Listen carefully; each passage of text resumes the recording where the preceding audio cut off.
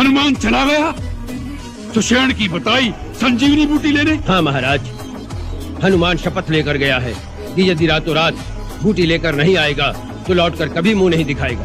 तो समझ लीजिए हनुमान का पंथ कट गया। अब वो चमगादड़ की तरह कहीं खो में मुंह छुपाकर बैठ जाएगा। युवराज, ऐसा न कहे।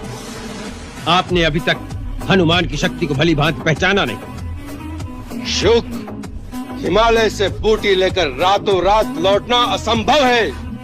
स्वयं हिमालय के पंख निकल आए और वो उड़कर आए तो भी संभव नहीं। इंद्रजीत, उस चमत्कारी मरकट की शक्ति की कोई था नहीं। उसके लिए कुछ असंभव नहीं है। असंभव तो असंभव ही रहेगा। कहां लंका का समुद्र तट, कहां हिमालय? कौन ला सकेगा संजीवनी बूटी? प्रभु, आपका इस दास से विश्वास उठ गया। हनुमंत, कैसे पृथ्वी के दूसरे छोर से आएगी वो बूटी एक रात में? प्रभु, कर्मवीर सोचते नहीं, केवल कर्मरत हो जाते हैं। आप आज्ञा तो दें। प्रभु, मुझे पूर्ण विश्वास है बजरंग इस कार्य में भी सफल होंगे।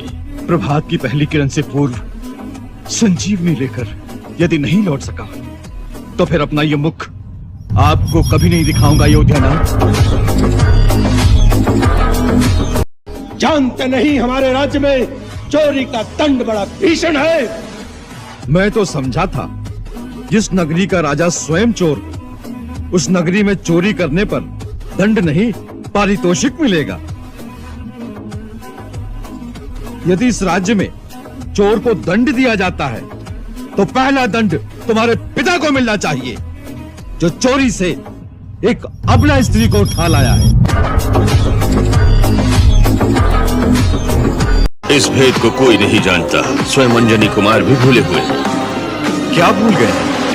अपना अथाह अलौकिक अपार बल, दैवी शक्ति तुम्हारे भौतिक माता पिता केसरी और अंजना अवश्य है, परंतु तुम कैलाशनाथ भगवान शंकर के 11वें रुद्र हो। वायु का तीव्र वेग तुम्हारे अंग अंग में समाया है।